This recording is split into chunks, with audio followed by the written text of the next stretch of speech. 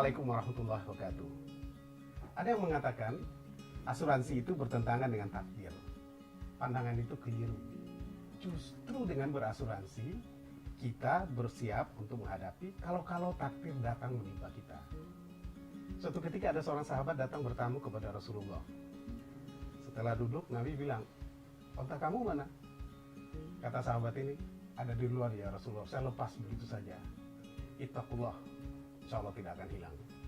Kata Nabi, "Ambil dulu ontahmu, ikat talinya, setelah itu baru tawakal kepada Allah." Ketika kita jalan, bawa kendaraan, motor atau mobil, kita parkir di tempat parkir. Kemudian masuk ke gedung.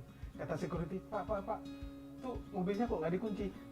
"Allah, saya percaya aja lah, tawakal Allah, insya Allah nggak hilang." Kemudian kita masuk ke gedung. Setelah keluar beberapa saat kemudian, ternyata mobil itu hilang. Karena itu Allah mengatakan, "Ya ayyuhalladzina amanu ittaqullah wal tanzur nafsum ma qaddamat lighad." Hai orang-orang yang beriman, bertakwalah kepada Allah dan bikinlah perencanaan-perencanaan untuk menghadapi hari esok. Jadi, kita lakukan ikhtiar dulu, baru tawakal kepada Allah. Kita lakukan ikhtiar kalau takdir datang menimpa kita.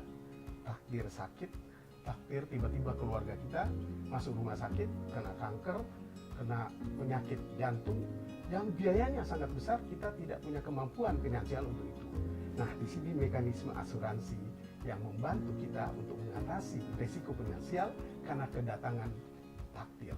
Tetapi asuransinya harus menggunakan asuransi syariah yang halalan thayyibah. Halal dan thayyib. Thayyib artinya